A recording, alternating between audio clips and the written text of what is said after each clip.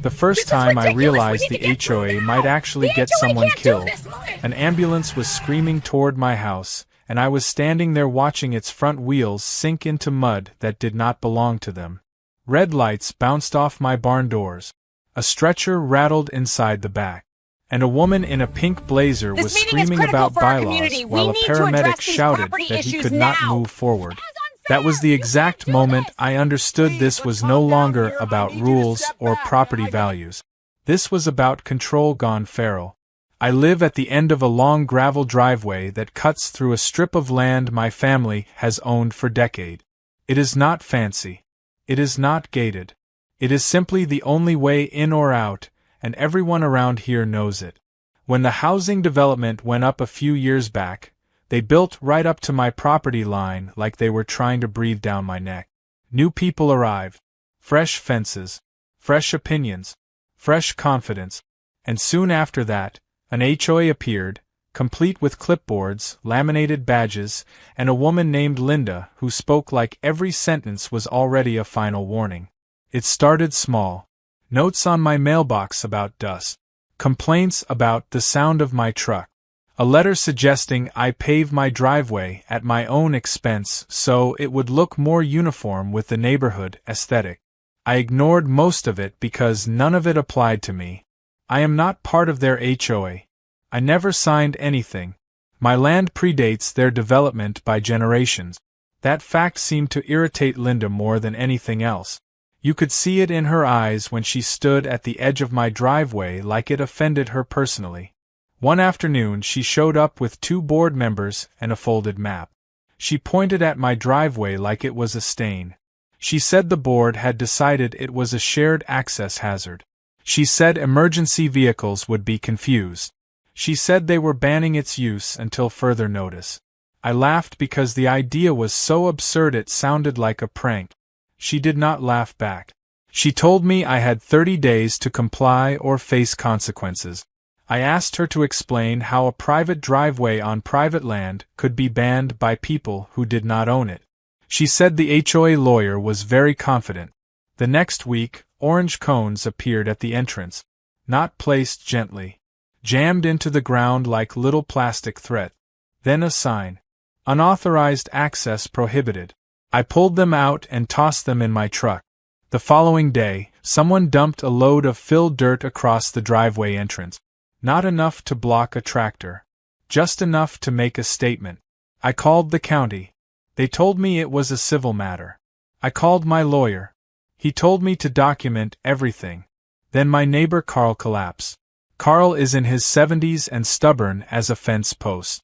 He had been helping me stack lumber when he went down hard, clutching his chest like it was trying to escape his body. I called 911 and dragged him into the shade while the dispatcher kept me talking. Sirens came fast. Too fast for what happened next to make any sense at all. The ambulance turned off the main road and slowed as it hit the dirt. The driver hesitated. I saw confusion through the windshield. Then the front tires dipped, and the whole thing lurched like it had stepped into a trap. Mud splashed up the sides. The engine revved. Nothing happened. A paramedic jumped out and looked down at the mess like it had personally betrayed him. That was when Linda appeared. She came marching over with her phone raised, recording, narrating, talking about restricted access and prior notice and community safety standard. The paramedic shouted at her to move. She told him he could not proceed without authorization. He stared at her like he could not believe a human being had just said that out loud. I felt something cold slide down my spine. I yelled that a man was dying. She told me to calm down. The driver radioed for assistance. Carl groaned behind me, shallow breaths, eyes half gone. I grabbed a shovel from my truck and started digging like a madman, throwing mud aside with no plan other than rage and panic. The paramedic joined me without asking. Another neighbor ran over. Linda kept filming, stepping back to keep her shoes clean. It took 10 minutes to clear enough ground for traction. 10 minutes that felt like a lifetime. When the ambulance finally moved, it tore ruts into the driveway deep enough to swallow a boot. They loaded Carl and took off, lights screaming louder than before. Linda stood there with her phone lowered now, face tight, lips pressed thin. She said something about liability. I told her to get off my land before I said something I could not take back. Carl survived. Barely. The doctor later told me those minutes mattered. I did not sleep that night. I stared out my window at the torn-up driveway, the cones reappearing at the edge like they had grown there, and I knew this was not over. Not even close. The HOA had crossed a line they could not uncross. And they had done it in front of witnesses, cameras, and sirens. The next morning, I found a certified letter taped to my door. It cited safety violations. It referenced the ambulance incident like it proved their point. It demanded immediate closure of the driveway pending review. I sat at my kitchen table, letter shaking in my hand, and realized something very important. If they were willing to let an ambulance get stuck just to be right, then whatever came next was going to be ugly. And I was done playing nice. By sunrise the driveway looked like a crime scene that had tried to clean itself up and failed. Deep tire ruts dried into crooked scars. Mud was smeared up the fence posts where the ambulance had fought its way free. Someone had replaced the cones overnight, lined up neatly this time, like soldiers who had learned discipline. I stood there with coffee going cold in my hand and felt a calm settle in that scared me more than anger ever had. Calm meant decisions were coming. I started documenting. Photos from every angle. Time-stamped. Close-ups of the mud, the cones, the sign that claimed unauthorized access like it was gospel. I printed the county plat maps and highlighted my parcel in yellow so bright it looked radioactive. I pulled the deed from the safe and laid it flat, smoothing the creases like it was a map out of a burning building. Then I called my lawyer and told him exactly what happened, including the filming, the letter, the timing, and the ambulance. He went quiet for a second, the good kind of quiet. He told me not to touch the cones again. He told me to expect escalation. He told me to keep breathing. By mid-morning the HOA showed up in a convoy. Linda led it, clipboard tucked under her arm like a shield. 2 board members flanked her. A guy I had never seen before wore a polo with a law firm logo stitched on the chest, like he was trying to look official without actually saying anything official. They stopped at the edge of the driveway and waited for me to come out. I let them wait. When I finally stepped onto the porch, Linda smiled the way people do when they think they are winning something that never belonged to them. She announced they were there to conduct a safety inspection. She said the ambulance incident proved the driveway was non-compliant. She said until it was remediated, access would be restricted for the good of the community. The lawyer Polo cleared his throat and started explaining shared easements in a voice that sounded like it had never been tested by reality. I let them talk. I watched their mouths move. I thought about Carl gasping for air while they debated liability. I told them they were trespassing. Linda said the HOA had authority. I asked her to show it. She waved the clipboard. I asked for a document with my signature. She said it was implied. I laughed again, short and sharp. I told them to leave. The lawyer Polo tried to step forward and stopped when I pointed at the camera mounted under my eave. He looked up, then back at me, recalculating. Linda did not recalibrate. She never does. An hour later, a tow truck tried to block the driveway. It rolled in slow, hazard lights blinking like it was embarrassed. The driver looked apologetic even before I said a word. He said he had an order to secure access pending review. I asked who ordered it. He said the HOA. I asked if he had a court order. He shook his head. I told him to turn around. He hesitated. Linda appeared again, phone already out, narrating. The driver put the truck in neutral and sighed like a man choosing between 2 bad options. I called the sheriff. The deputy who showed up knew me. He knew my land. He listened while Linda talked over everyone, then he asked her a simple question. Did you call 911 during the ambulance incident? She said no. Did you direct emergency services? She said she documented. He told the tow driver to leave.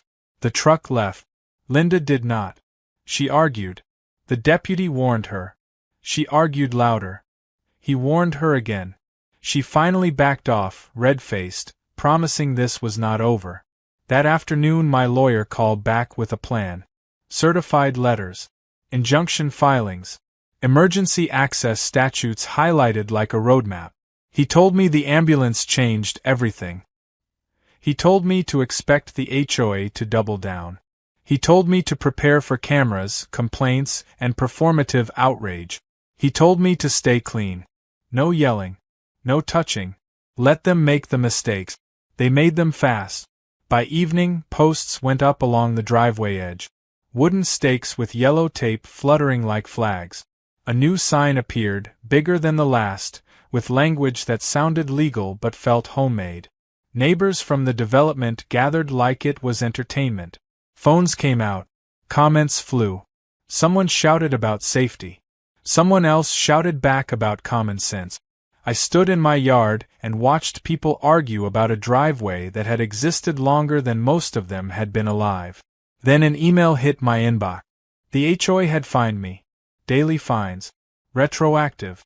Failure to comply. Creating a hazard. Interfering with community safety operations. The list went on. I forwarded it to my lawyer without replying. I made dinner I did not taste. I checked the driveway again after dark. Flashlight beam cutting across tape and signs like a bad stage set. I wondered what would happen the next time someone needed help. The next morning, help came. Not with sirens this time. With a clipboard and a badge that actually mattered. A county inspector pulled up and asked to see the driveway. He had received a complaint. He walked it slowly, boots sinking into yesterday's mud, measuring tape snapping open, camera clicking. He asked about the ambulance. I told him everything. He frowned at the signs. He frowned deeper at the cones. He asked who placed them. I told him. He wrote notes.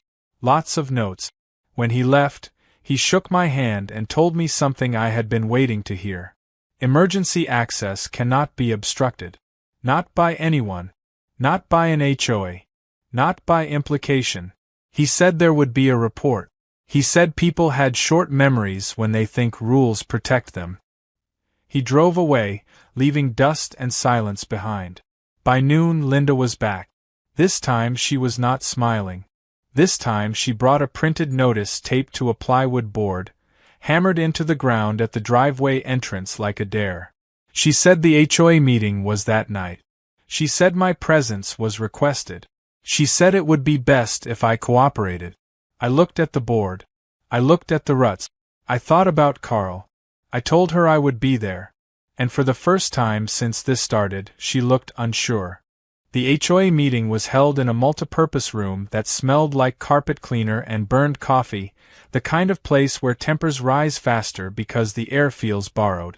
Folding chairs were lined in rows, half filled with neighbors who looked like they had come for entertainment, not resolution. A long table sat at the front with name placards taped down crooked. Linda's was centered. Of course it was. I arrived early and sat in the back where I could see everyone without being seen. My lawyer had told me not to speak unless spoken to. Observe. Let them talk themselves into trouble. Linda took that advice from me without knowing it. She opened the meeting with a practiced sigh and a speech about safety, responsibility, and community harmony. She mentioned the ambulance like it was an inconvenience that had interrupted her day, not a man's life that had almost ended. When public comments opened, hands shot up. One neighbor complained about dust. Another complained about property values. A woman said she felt unsafe knowing emergency vehicles could get confused. I waited. Then Linda called my name, voice tight, smile gone. She asked me to explain why I refused to comply with reasonable safety measures. I stood and felt every eye lock on. I spoke calmly. I talked about the driveway's age, the deed, the map. I talked about Carl collapsing and an ambulance getting stuck in mud that had been dumped there intentionally. I talked about cones placed without authority. I talked about emergency access laws. I did not raise my voice. I did not accuse. I let the facts sit in the room like a bad smell. Linda interrupted twice. I kept going. The room shifted. People stopped looking bored. Someone whispered. A man in the front row frowned at Linda instead of me. She tapped her pen hard enough to crack the plastic. When I finished, Linda said the board would deliberate. They did not ask me to leave, which felt like a mistake. They whispered loudly. They glanced back at me like I was a stain they could not scrub out. Finally, Linda cleared her throat and announced the board's decision. They would proceed with enforcement. The driveway would remain restricted pending legal review. Fines would continue. The community's safety demanded it. There it was. The moment where logic left the building. I nodded and sat down. I left without another word. Outside, the night felt cooler, heavier. I sat in my truck for a minute with the engine off, listening to my own breathing. Then my phone buzzed. My lawyer. He had been watching the meeting livestream someone had posted. He did not sound surprised. He sounded ready. The next day the escalation came with paint. I woke to yellow lines sprayed across the driveway entrance, jagged and sloppy, like someone had tried to draw authority freehand. More signs appeared. Bigger ones. One included the word emergency in all caps, as if typing louder made it true. The cones were back, weighted this time with sandbags. A barricade sat just far enough in to force vehicles to slow and swerve. I called my lawyer. He told me not to touch anything. I called the county inspector. He said he would return. I called the fire marshal's office and left a message explaining what had happened, carefully, clearly, without emotion. Then I waited. Neighbors gathered again. Phones out. Someone muttered that this had gone too far. Someone else said rules were rules. Linda arrived mid-morning with 2 board members and a man carrying a camera on a stabilizer, like this was content. She stood by the barricade and talked about proactive safety measures. I stood on my porch and said nothing. A delivery truck tried to come down the driveway and stopped short. The driver leaned out and asked if he should turn around. Linda told him yes. I stepped forward and said no. The driver looked between us like a child watching parents argue. He asked who was in charge. I told him to wait. Linda told him to leave. He waited. The fire marshal arrived in a white truck with red lettering that did not blink or scream, but somehow felt louder than sirens. He got out slowly, took in the scene, and asked a single question. Who put this here? Linda answered before anyone else could. She said the HOA had acted in the interest of safety. The fire marshal walked the barricade. He measured. He photographed. He knelt and tested the sandbags with his boot. He looked at the delivery truck. He looked at me. Then he looked back at Linda and told her to remove everything immediately. She argued. Of course she did. She cited bylaws. He cited code. She cited authority. He cited law. She raised her voice. He did not. He told her obstructing emergency access was a violation. He told her fines were not her problem anymore. He told her to move the barricade now or he would. The camera guy kept filming. Linda's face went tight, then pale. Board members whispered. Slowly, reluctantly, they started dragging cones aside. Sandbags thumped onto the grass. The yellow tape came down. The fire marshal watched until the driveway was clear. Then he handed Linda a notice and told her to expect follow-up. The delivery truck drove through. The driver gave me a small nod like we had survived something together. I thought that would end it. I was wrong. That night, someone tried to block the driveway again. Not with cones. With a car. It was parked sideways just past the entrance, hazard lights off, engine cold. No note. No warning. I called the sheriff. While I waited, headlights appeared at the top of the drive. A neighbor needed help. Her kid had fallen off a bike and hit his head hard. She was panicking, trying to get out. The sheriff arrived fast. He ran the plate. HOA board member. Linda was not there, but her shadow was. The car was towed. The deputy asked if I wanted to press charges. I said I wanted it documented. He nodded like he understood that choice. By midnight my phone was full of messages. Neighbors apologizing. Others accusing. Someone sent me a video of Linda yelling at the tow operator earlier that evening. Someone else sent me a screenshot of a private HOA group chat where my name was circled in red. I sat at my kitchen table again, the same spot as before, but this time my hands were steady. They had crossed another line. And now there was proof. Cameras, reports, officials, witnesses, the kind of things that do not go away. As I turned off the lights and looked out at the clear, open driveway, I realized something else had changed. The fear had shifted. It was no longer sitting with me. It had moved across the property line. By the fourth day, the HOA stopped pretending this was about safety and started treating it like a siege. The driveway stayed clear, but everything around it became louder. Emails came in waves. Notices CC'd half the neighborhood. Posts went up on community boards accusing me of endangering families, emergency workers, and property values in the same breath. My name was spelled wrong half the time, which somehow made it worse. Linda signed every message with her full title, as if length could substitute for authority. I stayed quiet. That silence seemed to unnerve them more than shouting ever could. The county inspector returned with 2 other officials mid-morning. They walked the driveway again, checked measurements, reviewed photographs from the ambulance night, and asked me to narrate events from start to finish. I did, slowly, carefully, like I was reading a report I had already memorized. One of them asked if the HOA had ever provided written authorization or court orders. I said no. Another asked if they had ever coordinated with emergency services. I said no again. Pens scratched. Heads nodded. Faces hardened. While they worked, Linda stood across the road with 2 board members, whispering furiously. At one point she walked over and tried to insert herself into the conversation. One of the officials held up a hand without even looking at her and told her this was not her inspection.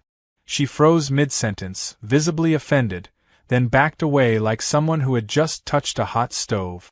That afternoon a formal notice was issued. Emergency access must remain unobstructed at all times. Any further interference would result in penalties. The notice did not mention my name. It mentioned the HOA's.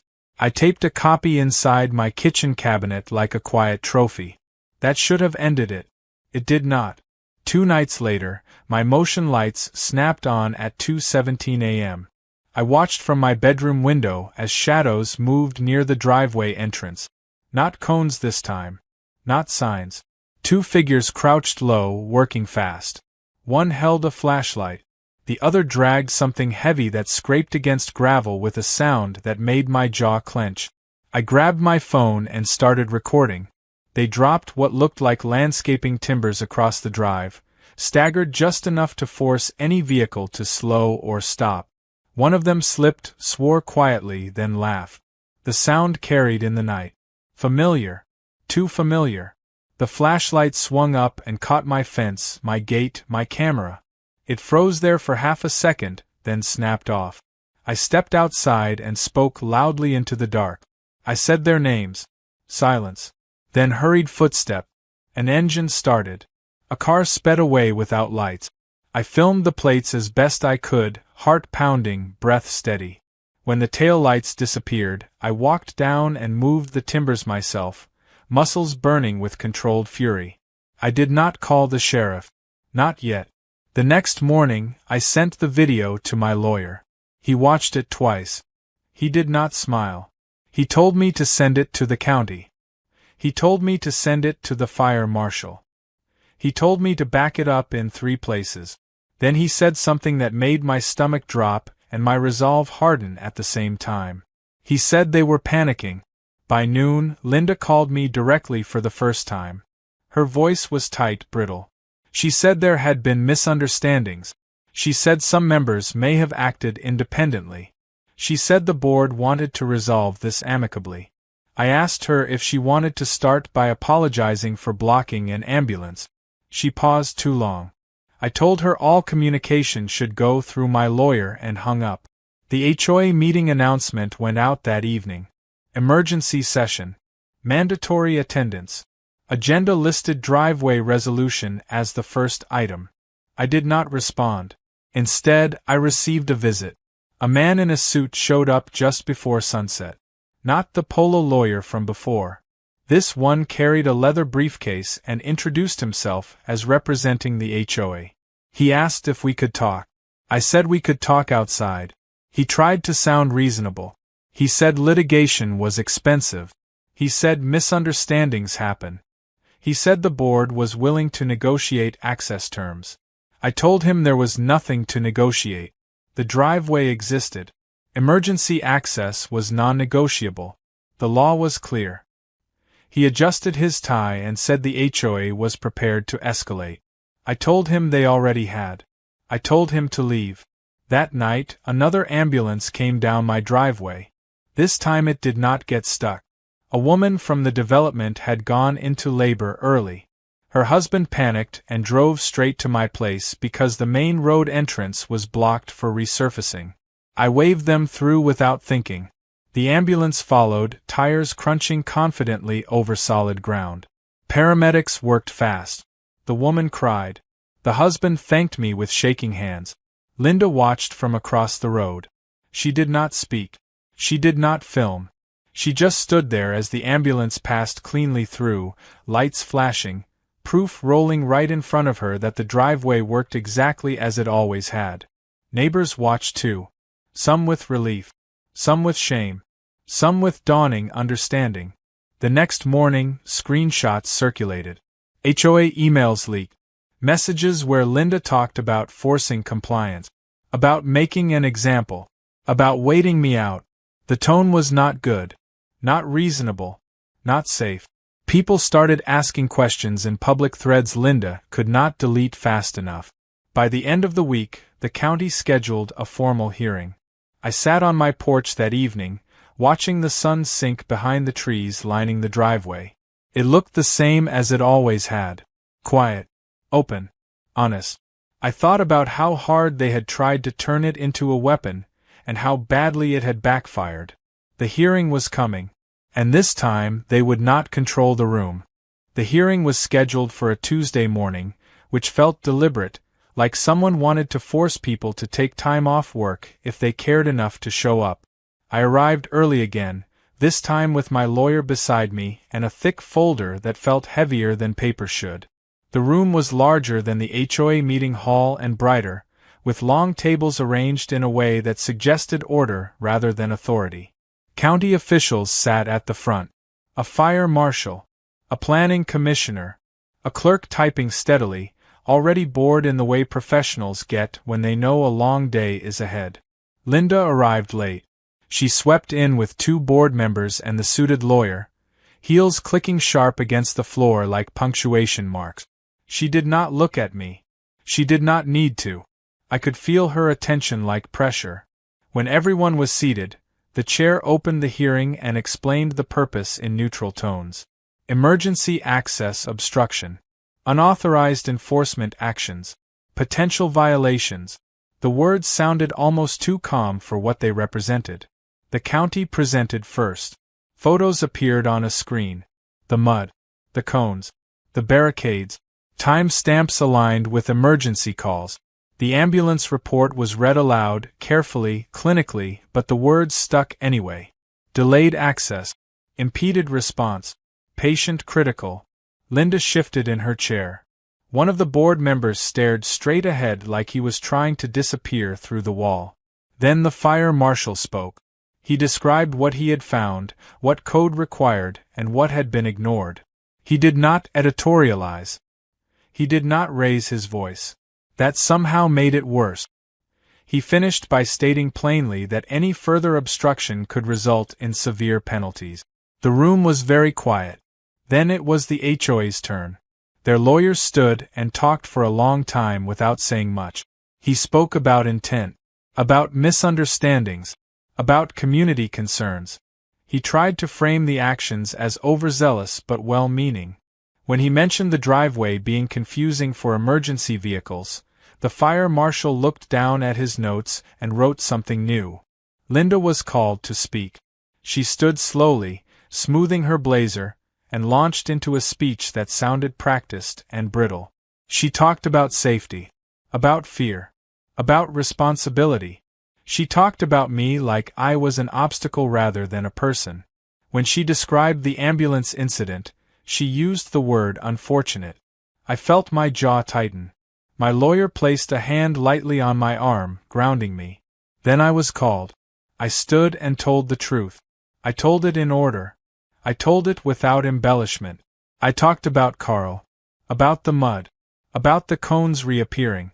About the car blocking the driveway at night. About the timbers. About the leaked messages. I handed over the video. I handed over the map. I handed over the deed. I talked about the second ambulance, the one that passed through cleanly, carrying a woman in labor who had no time for politics. I did not look at Linda while I spoke. I did not need to. When I finished, the chair asked if there were questions. There were many. Most of them were for the HOA. Why no court order? Why no coordination with emergency services? Why repeated actions after warnings? Linda tried to answer. She stumbled. She contradicted herself. At one point she said something about teaching a lesson. The room reacted to that like it had heard a bad word. The chair called a short recess. During that break, neighbors approached me quietly. Some apologized. Some thanked me. One man admitted he had helped place cones early on because Linda told him it was legal. He looked shaken. He said he had not known about the ambulance. I believed him. That was the worst part. So many people had followed because it was easier than questioning authority. When the hearing resumed, the decision came faster than I expected. The HOA was ordered to cease all enforcement actions related to my driveway immediately. All fines were voided. A formal warning was issued regarding obstruction of emergency access. The matter was referred for further review regarding individual conduct. Linda's name was mentioned directly. Not loudly. Not angrily. Just officially. She did not react at first. Then her face flushed, deep red climbing her neck. The suited lawyer leaned in and whispered. She shook her head. Hard. The chair banged the gavel lightly and closed the hearing. Outside, the air felt different. Lighter. My lawyer smiled for the first time since this began. He told me this was not over, but the ground had shifted. He told me to go home and rest. I made it halfway back before my phone started buzzing. Messages. Screenshot. A resignation email from a board member. Then another. Then another.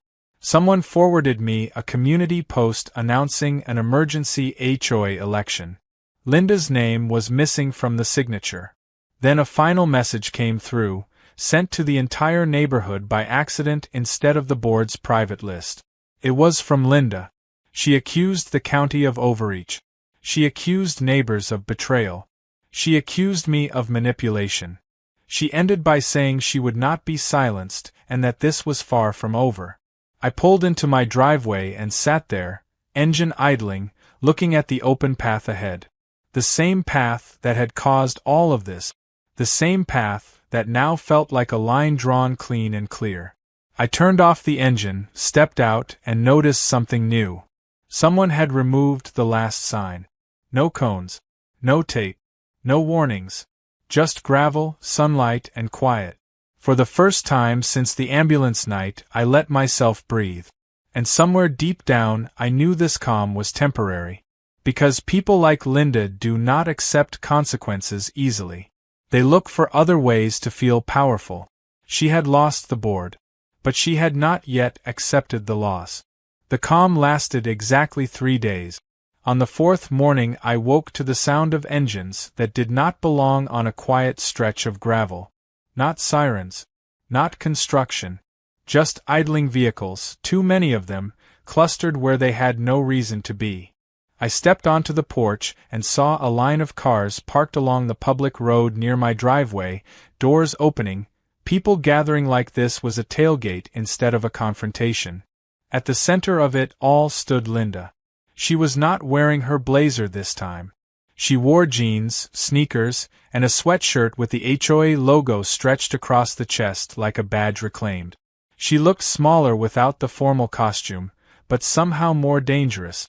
Less official. More personal. Someone had organized a protest. Handwritten signs bobbed above heads. Safety first. Protect our community. Private driveways endanger lives. The irony sat so heavy in my chest it almost made me laugh. Linda paced back and forth, talking, pointing, giving instructions. Phones were out. Live streams were running. This was no longer about rules. This was about saving face in public. I did not go down to them. I stayed on my porch and watched. I called my lawyer and put him on speaker. He listened to the noise through the phone and told me to document everything. He told me not to engage. He told me this was exactly the kind of behavior that turned warnings into consequences. Linda spotted me a few minutes later. She waved like we were old friends. Then she shouted that she was exercising her right to assemble. She said the community had a right to feel safe. Someone else shouted that I was reckless. Another person yelled something about lawsuit. The crowd fed itself. A delivery van tried to pass and slowed to a crawl. The driver looked confused, then frustrated. Linda stepped into the road and raised a hand. She told him to turn around. I felt my stomach drop. I dialed the sheriff before my lawyer could finish his sentence. The deputy arrived quickly, lights on but no siren. He parked and stepped out, hands resting casually on his belt. He spoke to Linda first. She talked fast, gesturing at the crowd, at the driveway, at me. The deputy listened, then shook his head. He told her she could protest on the sidewalk. He told her she could not direct traffic. He told her she could not obstruct access. She argued. Again. This time he did not warn her twice. He told her to step back. She did not. He told her again. She pointed at me and raised her voice. He told her to turn around and put her hands behind her back. The crowd gasped like they were watching a show take a turn they had not expected. Linda froze. For a moment I thought she might comply. Instead, she laughed. She said he would regret it. She said she knew her rights. She said this would be on every platform by noon. The deputy sighed, took her arm, and guided her away from the road. The cuffs clicked shut with a sound that carried. Phones went wild. Shouts erupted. Some people protested. Others backed away, suddenly unsure. Linda's face twisted between fury and disbelief as she was led to the cruiser. She shouted my name once, sharp and accusing like a curse. The protest dissolved within minutes after that. Cars left. Signs dropped. People avoided my eyes as they passed. The road cleared. The driveway stayed open. By afternoon, videos were everywhere. Linda arguing with the deputy. Linda refusing to step back. Linda being handcuffed. Context did not matter as much as the image. The same woman who had filmed everything suddenly hated cameras. Messages poured in again, but this time the tone was different. Supportive. Apologetic. Some angry at her. Some embarrassed by their own involvement. That evening my lawyer called with an update.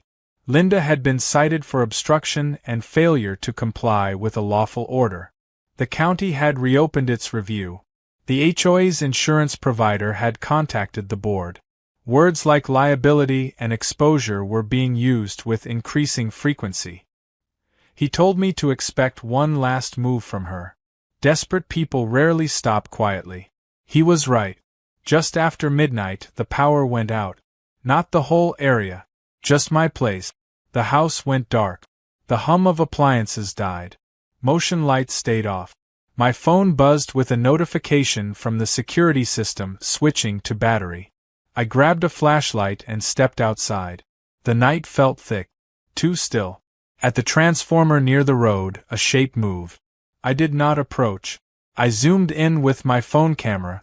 The figure straightened, light catching a familiar outline. Same posture. Same hair. Linda froze when she realized she had been seen. For a split second, the confidence was gone, replaced by something raw and frightened. I spoke calmly. I told her the camera was recording. I told her the system was redundant. I told her to leave. She said nothing. She dropped the tool she was holding and ran to her car. Tires spun. Gravel flew. She was gone. I did not chase. I called the sheriff. By morning, the footage had been reviewed. Clear enough. Too clear. My lawyer's voice was steady when he called. He said this crossed from civil into criminal. He said charges were likely. He said the board had officially removed Linda from any role, permanent and irreversible. When the sun rose, the driveway looked the same as it always had. Open. Quiet. Unremarkable. Exactly what it was supposed to be. And for the first time since this started, I believed the ending was finally coming into view. By the time Chapter 7 arrived, the story had escaped my driveway and grown teeth. I woke to reporters parked along the public road, camera lenses aimed like accusations. Someone had tipped them off, and it did not take much imagination to guess who. The protest arrest video had gone semi-viral overnight. Not nationwide, but enough to attract the kind of attention that feeds on conflict. HOA power trip. Ambulance delayed. Arrest caught on camera. The narrative had formed without my permission, and now it was circling. I did not talk to them. My lawyer had been very clear.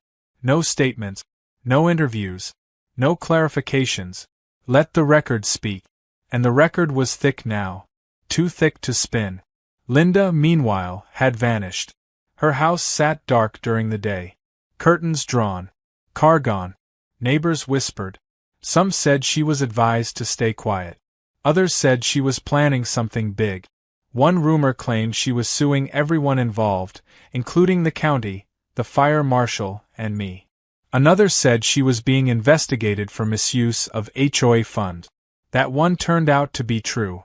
The board contacted me through their new interim president, a man who sounded exhausted just speaking. He apologized. More than once. He said they were dissolving enforcement actions related to my property entirely. He said they wanted to put this behind them. I told him I had nothing left to discuss. He sounded relieved. Then came the subpoena. It arrived folded neatly, hand-delivered, and heavy with consequence. Linda had filed a civil complaint against the county, the HOA, and me personally. Abuse of authority. Defamation. Emotional distress. She named everyone she could reach, like casting a net and hoping something would thrash. My lawyer read it once, then again, then laughed. Not a happy laugh. The kind that comes from recognizing a fatal mistake. He told me this filing opened doors Linda should have left closed. Discovery would be brutal. Messages, emails, financial records. The private HOA chat logs that had already leaked would now be examined under oath. The county moved fast. So did the HOA's insurance company. Coverage was denied for actions taken outside authority. Linda was on her own. A week later, she was arrested again. This time it was quieter. No crowd. No shouting. Charges related to tampering with utilities and repeated obstruction of emergency access.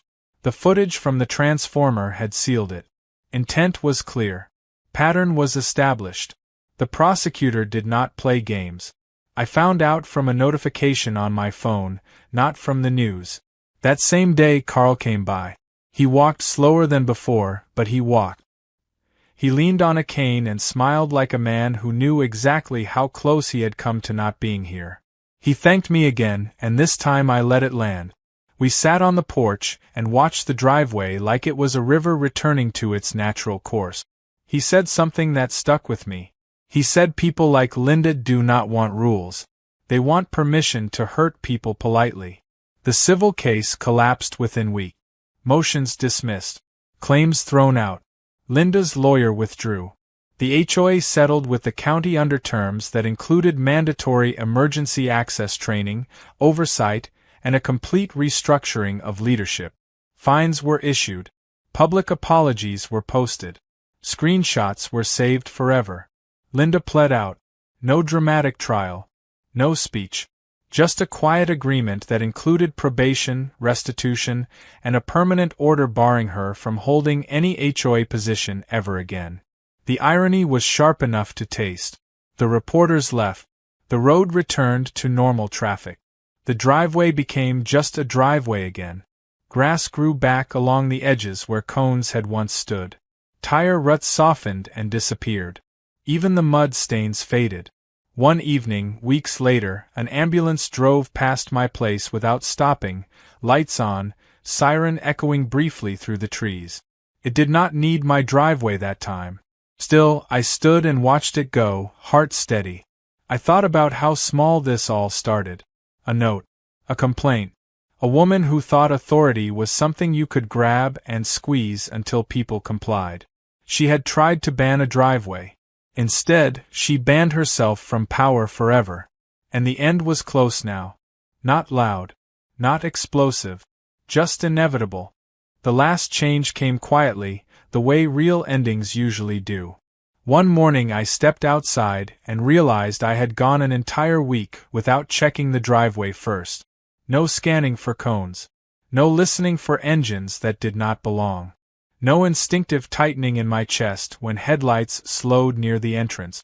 It was just there, doing what it had always done, leading in and out without drama or permission. The HOA dissolved 3 months later. Not in flames. Not in scandal headlines. Just a vote, a filing, and a notice posted on a corkboard that no one bothered to photograph. The development transitioned to a management company with no enforcement authority over private land. Emergency access clauses were written in bold language this time. The kind lawyers use when they never want to revisit a mistake. Linda moved away. I did not hear it from her. I heard it from a neighbor who said the house sold fast and quiet. No goodbye post. No farewell message. Just a moving truck early one morning and a for sale sign gone by noon. Some people said she left angry. Others said embarrassed. I suspect it was something closer to hollow. Power, once lost publicly, rarely leaves dignity behind. The probation order included mandatory counseling, community service, and a permanent ban from any governing role tied to residential associations. I read the summary once and put it away. I did not feel victorious reading it.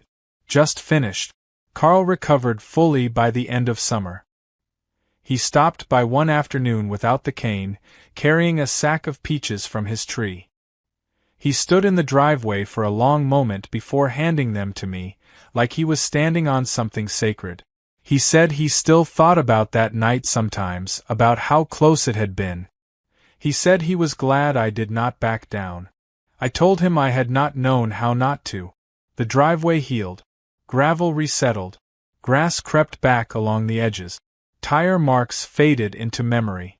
If you did not know the story, there was nothing to see. That felt important. Places should not have to carry the weight of other people's delusions forever. One evening, months later, I heard sirens again. They were farther away this time, coming down the main road. Still, I stood up from dinner and walked to the porch without thinking. Old habits linger. The ambulance passed the entrance, lights flickering through the trees, and kept going. No hesitation. No confusion. No obstruction. I smiled and went back inside. The county sent a final letter shortly after, confirming closure of all related actions. It thanked me for cooperation and patience. I laughed at that part. Patience had not been a choice. It had been survival disguised as restraint. Every once in a while, someone new to the neighborhood asks about the driveway. Why it is gravel. Why it runs where it does. I tell them the truth in the simplest way possible. It was here first. It works. It does not need permission. They usually nod and move on. Sometimes, late at night, I think about how close this came to ending differently. How easily panic and ego can harden into danger.